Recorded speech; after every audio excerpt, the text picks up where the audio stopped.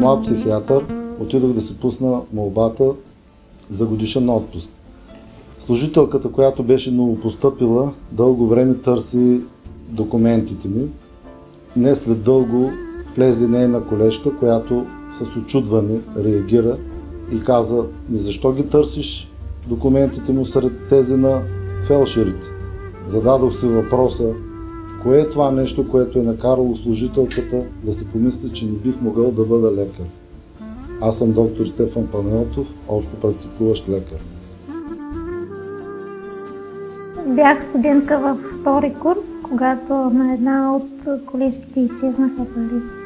И понеже бях единствената по-моргава, подозренията на всички се насочиха към мен.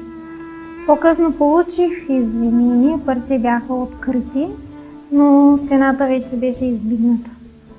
Аз съм Рения Ефраимова, детска учителка. Докато бях студент, имах много приятели и продължавам да имам. С моите колеги студенти по време на следването заедно споделяхме радостите и тревогите около изпити и след тях.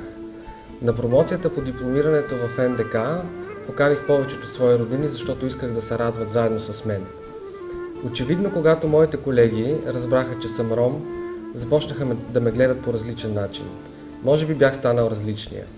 Аз съм Милен Миланов, завършил МИО.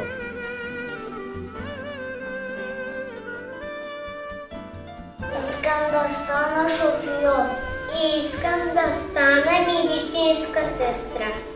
Искам да стана ветеринарен лекар. Аз искам да стана футболист.